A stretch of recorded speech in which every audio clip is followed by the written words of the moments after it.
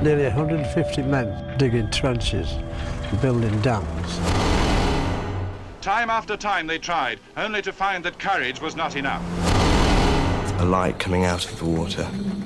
That was one of the most sort of reassuring and wonderful sights.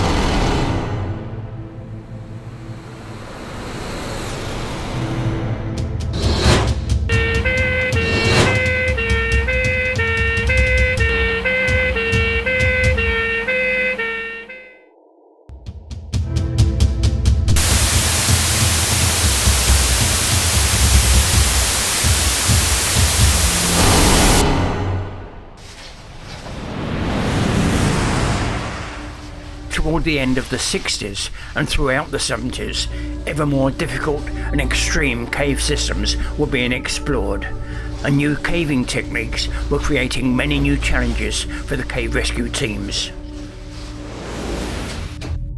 Cave diving was also playing an ever-increasing role in new exploration.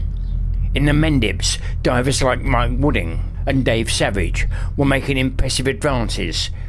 In Swildens, they'd reached sump 12, while in Wookey Hole, they'd pushed on to attain chamber 18. The technique needed to bring an injured caver through a sump had been filmed by Mendip Rescue Organisation members in Swildens Sump 1 as early as 1960. And the subject is being taken through now. In the meantime, the lifeline is being gently pulled from the near side, and the air tube is also drawn back so that there are no coils left lying about inside the sump. After the trauma of Mossdale, Cave Rescue Organisation member Jack Pickup had undergone an underwater rescue demonstration from Oliver Lloyd. Jack would be called upon to use those skills sooner than he had expected. I got a call to the phone, and it was the police at Settle, and said, look, we've had Reg on, and it's absolutely essential that you need to get yourself together and come over to Muirgill. While a team from Sheffield University had been descending Muirgill, the frozen moorland had melted, making the mere, the lake in the entrance shaft, rise to form a sump. One member deep in the cave had taken a fall and sustained minor injuries. With help, he had managed to climb several increasingly wet ladder pitches, but he was now trapped behind the entrance sump, and he was showing signs of succumbing to the cold. So I took one end of the diving rope through to the patient and found him in the streamway, awaiting our arrival. Of course, he was extremely cold.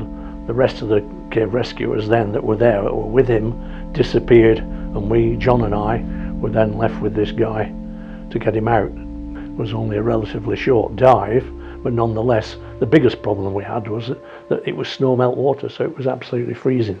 The doctor examined him and he was still alive, but unfortunately, hypothermia was really at the far end of him, and he died on the way over the Felt of Land Rover.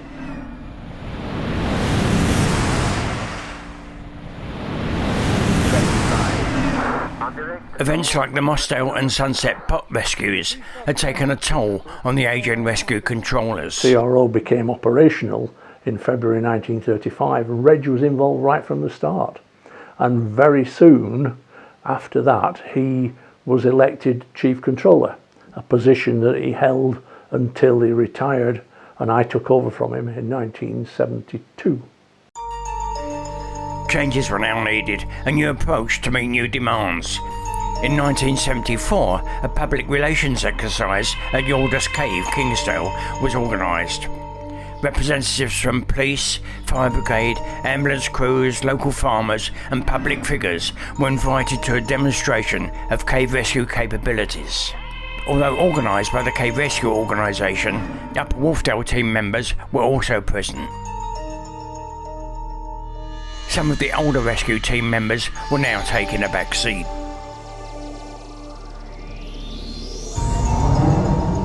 Underground, there was a chance to show some of the latest innovations. The CRO had a new underground doctor, Dr. John Frankland, and a new approach to hypothermia. A wetsuit cocoon developed by the Upper Wolfdale team might well have saved the casualty in Muirgill, were it then available. It had long been known that quickly warming a hypothermic patient from the outside could kill them. A new approach was to supply them with warmed oxygen, which they could then breathe, and which applied heat more directly to the vital inner organs. Chemicals could be mixed together to create a setting foam and quickly provide a lightweight and effective splint. While a promising device known as an inductophone was under development, which used electromagnetic waves and could provide a wireless communication from underground to the surface above. One of the most remarkable rescues involved 16-year-old John Stevens in Derbyshire at Cosworth Cavern on July 7th, 1965. A group of young soldier cadets were sent into the upper entrance to make an unsupervised through trip to where the stream emerges. They were clothed in just army denims, sweater and boots. They had no helmets and carried only candles for lighting. A number of them had got to the bottom of the rift and they couldn't find their way on, and they assumed for some reason that the flooded passage was the way on. And this guy took a breath and dived in. Fortunately for him, he was the regimental champion swimmer. Underwater, of course, he was completely without light. When the others emerged, they reported him missing. DCRO were called, and Ken Pearce dived into the sump. The only place he thought he could be was in the siphon. His candle was at the entrance to the siphon. I dived in the siphon, very little visibility, couldn't see much at all. I searched each side and the middle. I went right to the end, and at the end it opened out into like a keyhole shape on its side, a bell. I searched all round the bell and I couldn't find anything at all. There was, however, one little hole which I just could not fit in. And I felt up this and I could feel air, and that was the only possible place he could be. So I came out and said we shall have to drain it. And fortunately, because one end of the sump is quite not far underground, and it was pumped out. And after a while, the sort of person who was standing there watching the sump dropping, said they could hear him whistling. He was located in an airspace just beyond Pearce's far point. He had free dived 90 feet in total darkness and miraculously found the only small alcove above water, where he remained cold for over 12 hours. How he'd hit this is a 1,000,000 to 1 chance. He'd swum underwater in the darkness with his hat at the regulation handle and his army boots and spats, and hit one little 10-inch wide hole which he'd squeezed up. He emerged unscathed and almost cocky, and seemingly unaware how lucky he had been to survive.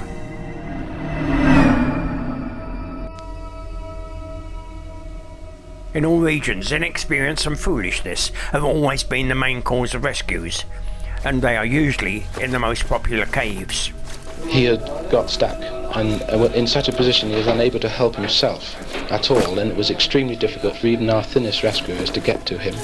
They were able to get either side of him because there was an alternative way which they could get to him from the rear and from in front, but they were unable to offer him assistance at all in the first instance, and from literally 2 o'clock this afternoon until nearly 9 o'clock this evening, we were unable to move him at all. Well, he was a fairly big bloke. He was unused to caving, I think, and when he got into the hole he must have panicked slightly and moved further to the left-hand side. And once he was wedged, it was very difficult for him to come back up the cave, which was the only reasonable way he could get out.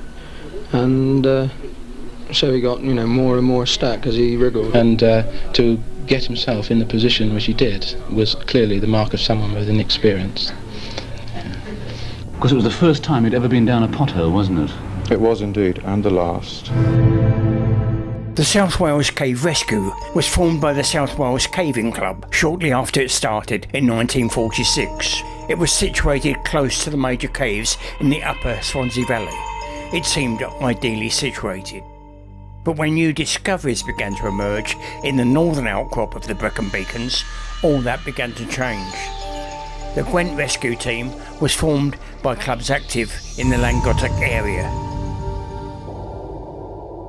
It was a major incident in Agon Alwyd that would finally force the teams to unite under the umbrella organisation of the South Wales Cave Rescue Organisation. The thirst for new discovery that lured young cave diver Roger Solari to his tragic end. He was with the much more experienced Martin Farr. Eventually, I was down at about 3 feet depth. I knew I was just under the water's surface, but could I find any air? There was just no air anywhere. As I turned round to make my way back out, the unthinkable occurred, and there was Roger above me on the roof of the passage at 3 feet depth. And I swam up to him, and he didn't have to. Well, we communicated again quite clearly underwater. I said to him quite clearly, you know, we've got to go. We've got to get out of here now. I sped off down the line in front of him. So we were both desperately low on air.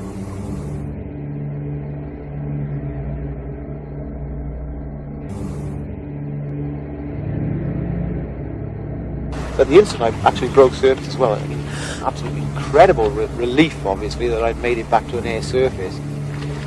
When eventually I realised there was no sign of Roger, the only thing I could do then was just to sit down and wait.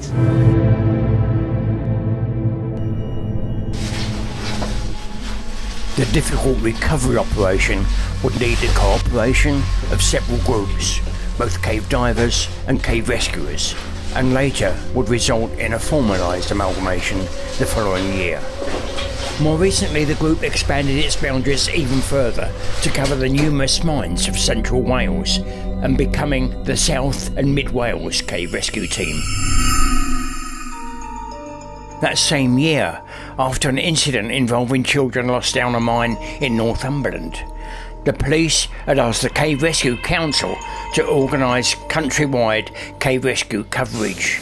We were asked by ACPO, the Association of Chief Police Officers, if BCRC couldn't manage to set up a kind of a national system so that every police force would know which cave rescue team they could call into their area.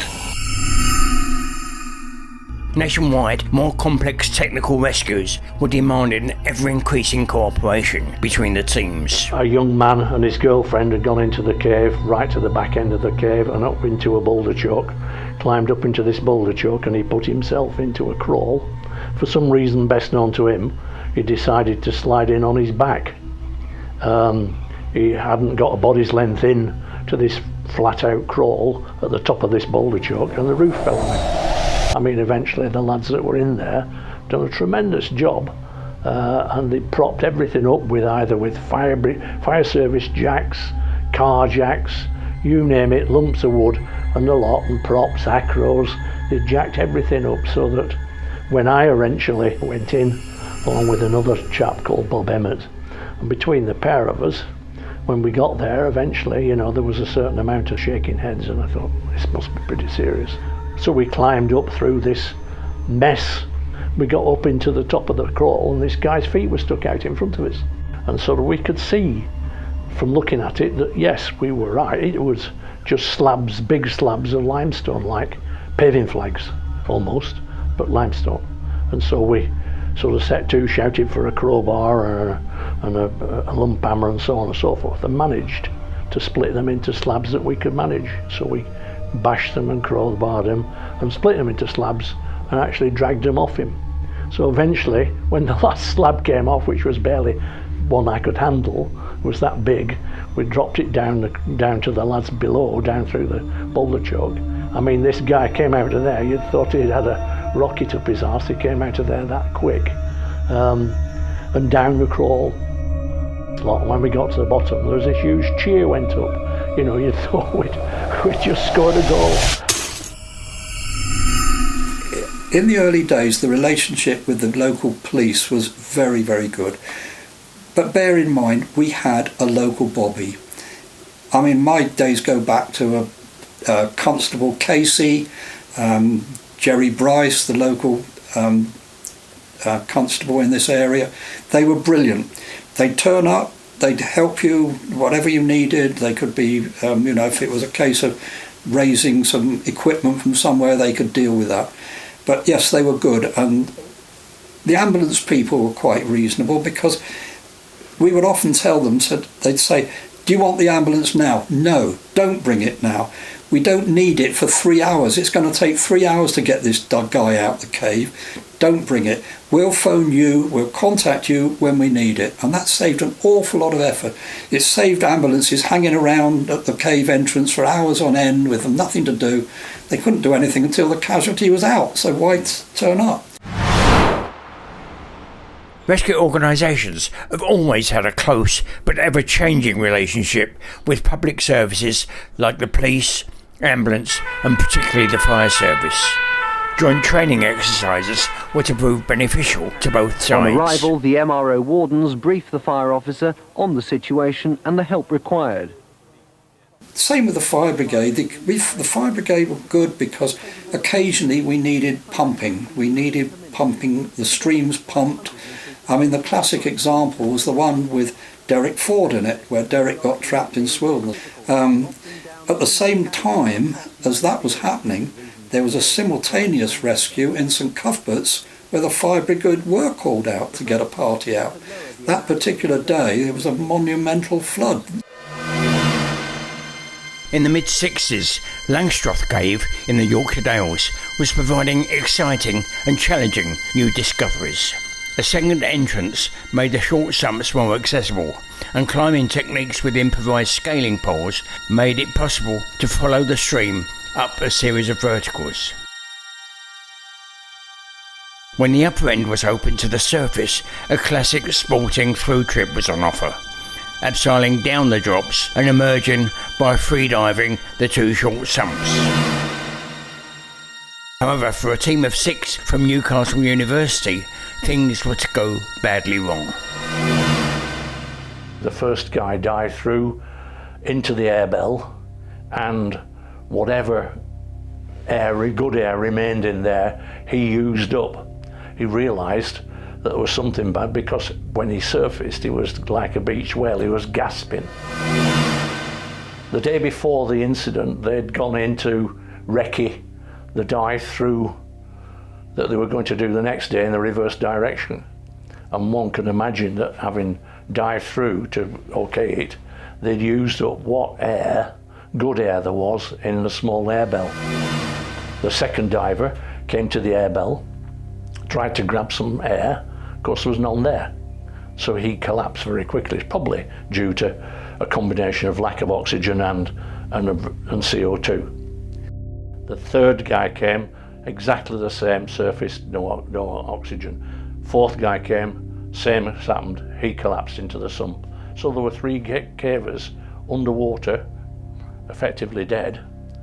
And the 5th guy came and dived through, realised there was something, could see something in front of him, and tried to turn round to go back, by which time he was in some sort of trouble.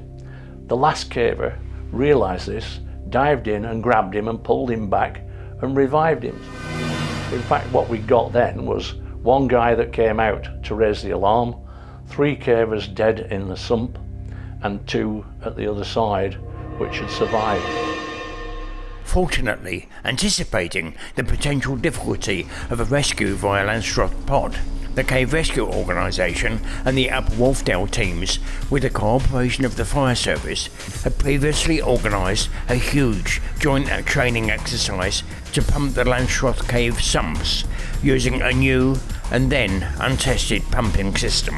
And the setup was such that we had a fire pump at the entrance. We were able to draw water from the cave, push it down fire hoses to the sump, into the ejector pump, and the ejector pump then suddenly became 60 gallons a minute in and 240 gallons a minute out.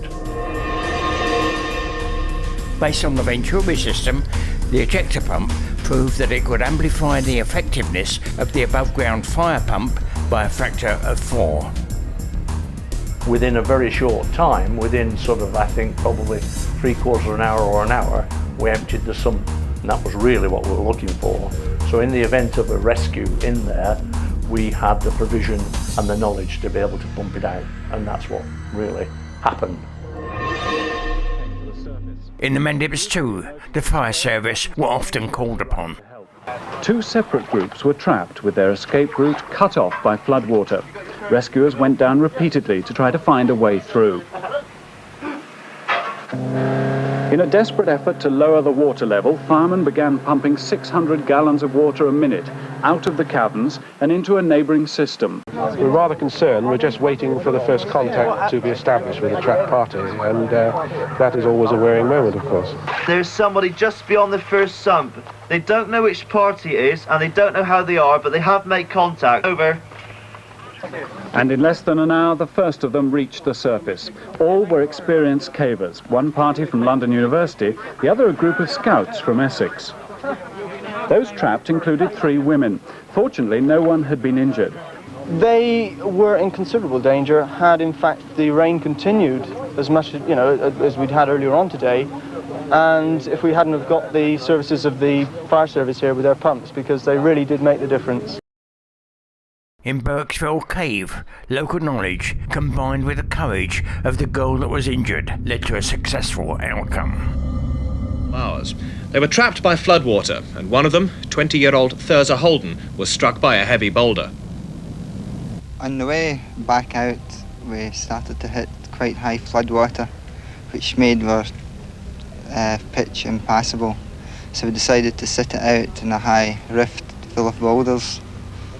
We perched up in these boulders and moved about to observe the water level from time to time. And it was during this moving about that the boulder was dislodged and come down and crushed onto Thurza. Odds weren't very high in her favour of coming out of there too well.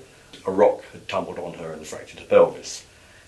Luckily, we'd had an exercise on Burke's Fell, and I had worked out where water could be diverted from and to dry up parts of the cave.